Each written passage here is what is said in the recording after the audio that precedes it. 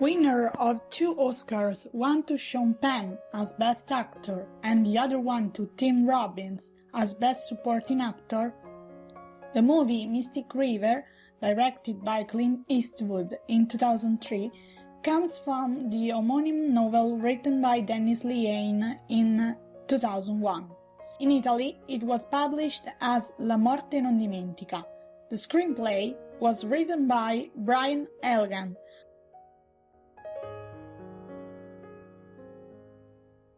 Dennis Lehane is a writer, a screenwriter, a film and TV producer, and an American scholar.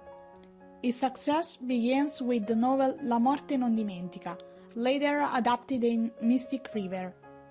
Then, many other Dennis novels were adapted into a film, such as Gone Baby Gone, in Italy published as La Casa Buia, adapted into the homonym movie directed by Ben Affleck, Shutter Island, famous in Italy as L'isola della paura, adapted into a film directed by Martin Scorsese, and Live by Night, in Italy adapted into La legge della notte, sequel of the book The Given Day, in Italy published as Quello era l'anno.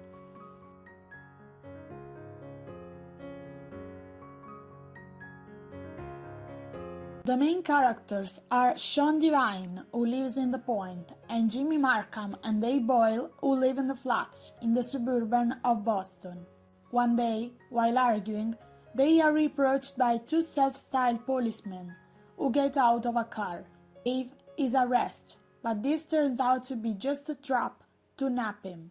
The child disappears for 4 terrible days.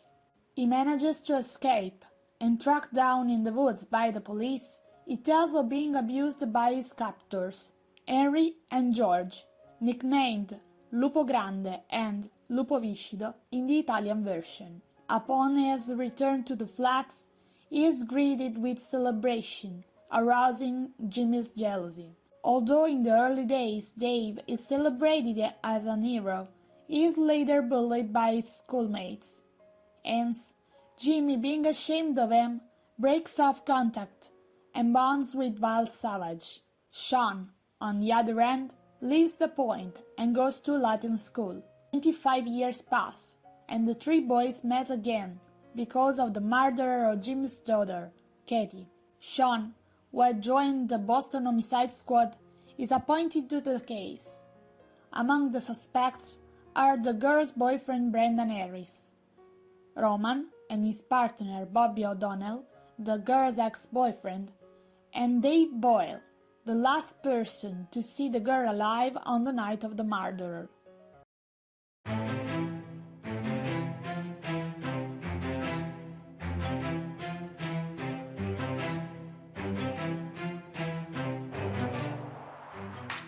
In the screen adaptation, while trying to preserve as much of the story written by Lehane as possible, some differences are noticeable.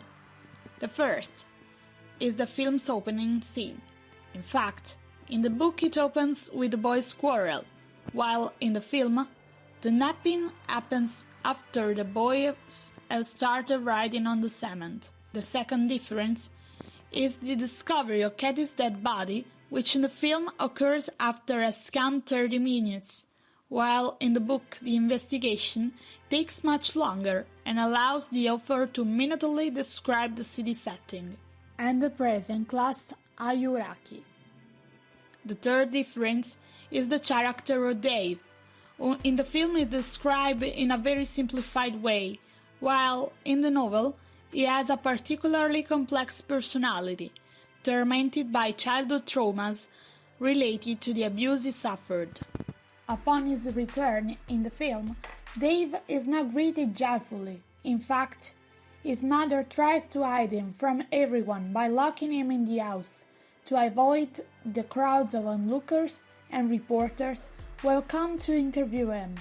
Sean's story is also partly neglected. Indeed, in the novel, his relationship with his wife Lauren, from whom he separated, is not thoroughly explored, while in the film it is only left in the background. I would have made mention of Lauren's reason for continuing to call her husband but not saying a word to him. Instead, in the film, the viewer is bewildered to see in the end Sean and Lauren, with the now nearly grown child, watching the parade, as if nothing had happened between the two. The character of Bobby O'Donnell does not appear in the film, and there is no mention to any past relationship he had with the victim. Therefore, neither he nor Roman appear among the suspects in the murder. Several inconsistencies are noted about the witnesses' statements, and some secondary characters change their names.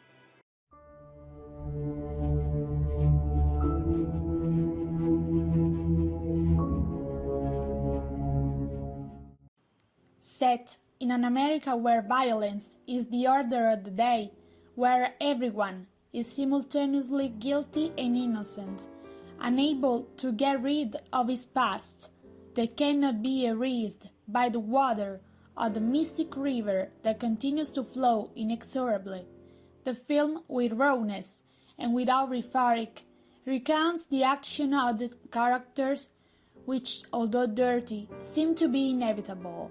In its apparent simplicity, it describes tragic lives without redemption, whose sins of the fathers falls on the son. Other themes are alienation, class division, suburban life, lack of better opportunities, lack of psychological recovery from childhood trauma, family disintegration, bullying, and a thirst for revenge that leads to poorly reasoned choices. The ending, kept the same as the book after several discussions with the author, overturns the reader's expectations, signifying that appearances are deceiving.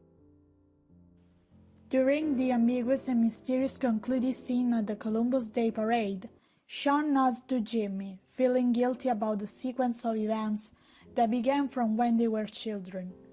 They know that their consequences will accompany them until the end of their days.